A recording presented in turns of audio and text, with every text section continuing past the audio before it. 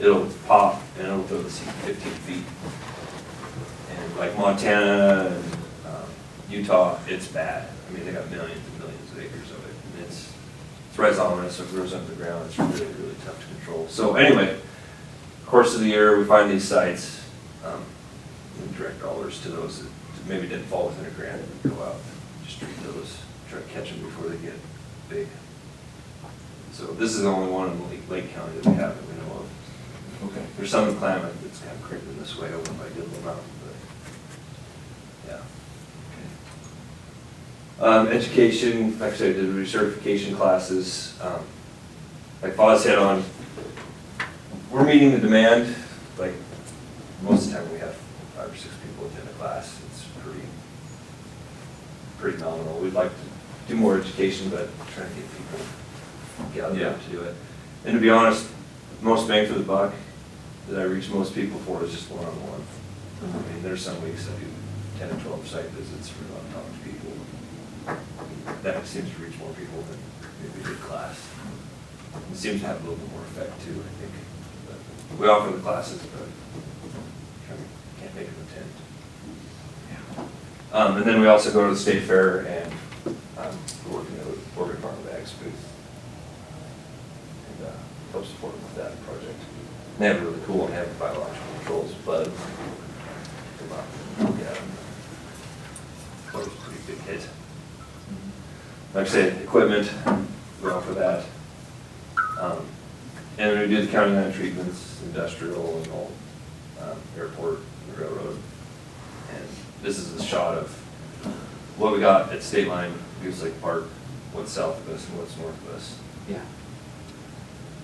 A lot of that on the south side is annual grasses, but as we know from all the fire stuff that's been happening, fine fuels is a big deal. And especially on a railroad track, metal on metal, not having those fine fuels there is a big deal.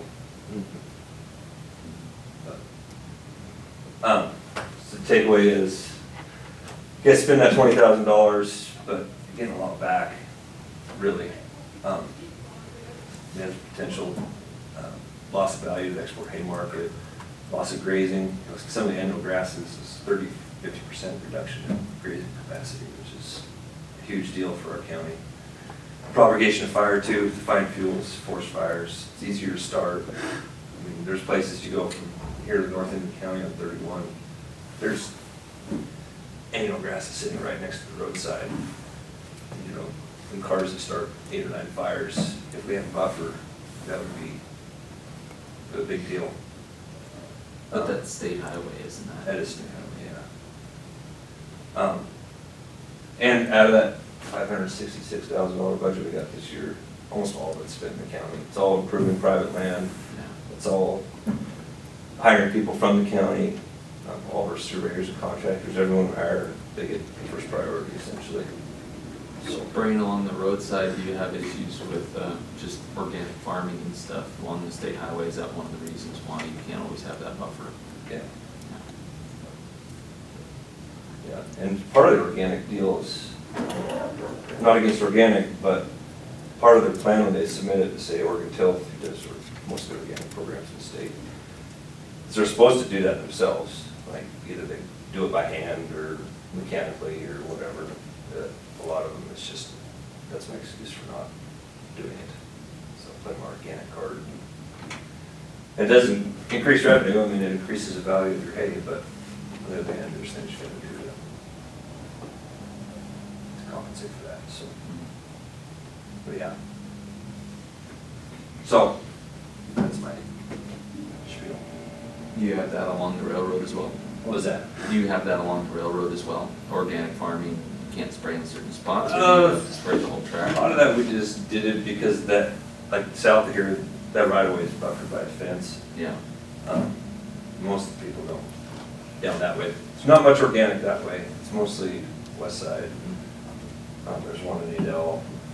There's actually 2 in Adel, and there's a few in the north end of the county. Hasn't been an issue with the railroad because, I don't know if you remember, but about 6 years ago, everybody from Lakeview to the California border was right here in this room. Yeah. Asking why there wasn't any weed treatment on the railroad. Well, we just went down the track actually, and we got to see a lot of the weeds and stuff, and the thistles. Which was and we're on the California side. Yeah. I guess- wall, Huh? build a wall. Build a wall. Hard to We know how well that's gonna go. Hard to get funded. Yeah, let's, we'll work that into the budget, Kenny. Yeah. Go ahead, John. get a Yeah, dollar. if Jason's done with his program, Yeah. I'd just like to say a few words on behalf of the private landowners in the county. Absolutely. You know, we're awful busy now with calving and turning out and getting ready to irrigate, but I was absolutely determined to be here today because this is worth supporting. You know, this is a highly leveraged program. We really get a lot of bang for our buck here. And Jason's done an outstanding job of growing this program and making it effective. And really, we've created a situation here where if a private landowner doesn't have a handle on his weeds, it's his own fault. And that's pretty ideal. We've talked a lot about the problems and it kind of sounds doom and gloom, but you know, we've got a real opportunity here in Lake County. We've all traveled all over Oregon and we're really pretty good. We've got some Dyer's woad, we've got some Medusa head, we've got some pepperweed, but you know, they're patches that we're keeping in check basically. And you go to other places and the landscape's just Russian knapweed like it was cheatgrass. I mean, we haven't lost the war and we need to stay in the game. And you know, it's like toothpaste. You don't put it back in the tube, you know, like cheatgrass. It's here now and we manage for it. But at least be spurge, it's not. Russian knapweed here and there, it's not got away. And you know, you guys are going to be faced with some hard choices when we come to the budget time, and I don't envy that, but boy, this program's worth the money we're putting in it, and I would really urge you to support it and keep it intact, and thank you. Thank you, John. I appreciate that. The other one thing that I would ask is, you guys supported it, the commissioners have supported it with money in the past. The other thing that I ask is, part of my deal is that I do the airport and the railroad and whatnot. Having commissioners tell those managers, or even tell, like, didn't know that you could just direct them to me, just saying something to that effect of, if there's a problem, do this, or if I call the dump, because that's part of my deal, I'm supposed to go spray some weeds, and they ask, who are you again? I mean, It's true, because It's pretty I had frustrating. no idea. yeah. I had absolutely zero. Well, this is all part of the education process as well, Yeah. for all of us even. Which goes back to increasing billing fees, because if I, as an enterprise fund, if I meet that 0 or above, I don't take out of the general fund. There you go. Yeah, Fund. even like the railroad, like, you know, there's some changes to the railroad. I call them and tell them I want to do this, and they're like, no, wait a minute, who are you again? Well, I'm kind of pseudo with the county, but I'm supposed to be doing this. And like, let me make a few phone calls, but having a little quick conversation about, you know, this is what I'm supposed to be doing. I'm trying to do it, but I hit roadblocks quite often. Yeah. Well, we all know, you know, if we let the weeds go, if we take money away and we let it go, what happens? I mean, it's gonna be a financial detriment to the county. Yeah, it's a 1.8 million deal right there. Yeah.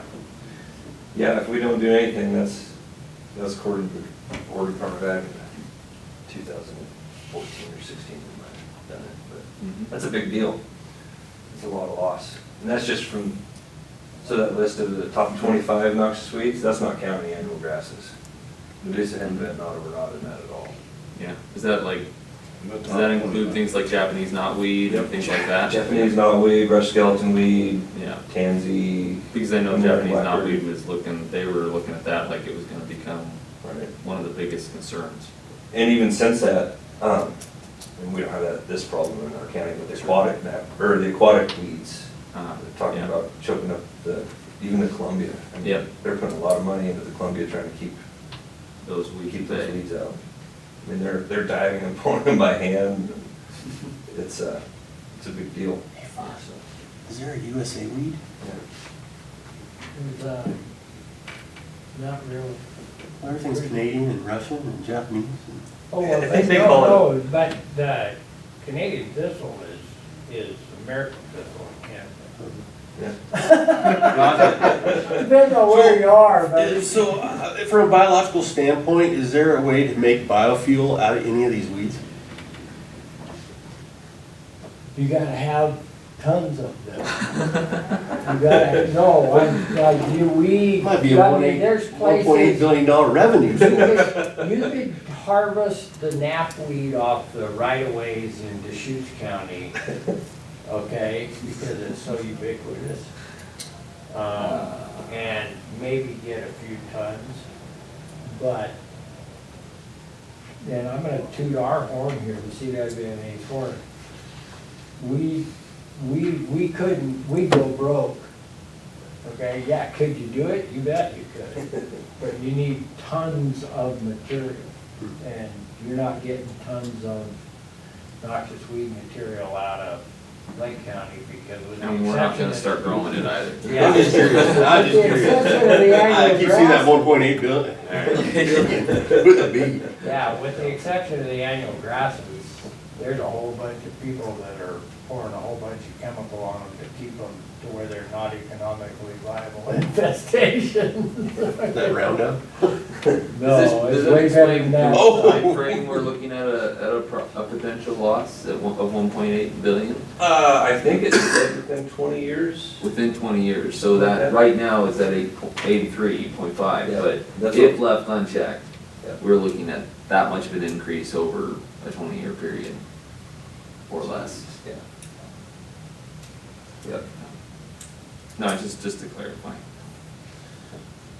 Was that pretty much it of your presentation? Mhm. Okay.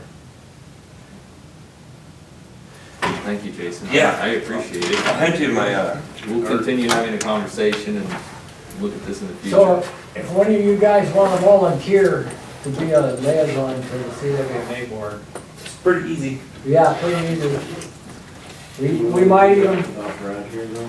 I would like to have Brad present in case he would Sure. like to be the lead. oh, I'm not asking for a decision now, but Okay, it's yeah. out there. We would really like your participation. I know you've got full plates, but No, that, it would be really good, we definitely see the need, I think, and that's, yeah. Odds are no. Odds are none. so is, that's it then. Yeah. That's Thank you, it. gentlemen. John, thank you very much for being here, and Boz, really appreciate it. Yeah. Jason, great presentation, and I appreciate the time you took in being here today and going through all this stuff with us. So, we'll definitely be in touch, and if I could get your card before you leave. That's one thing I do my head. Okay. I'll grab your number and stuff before you leave.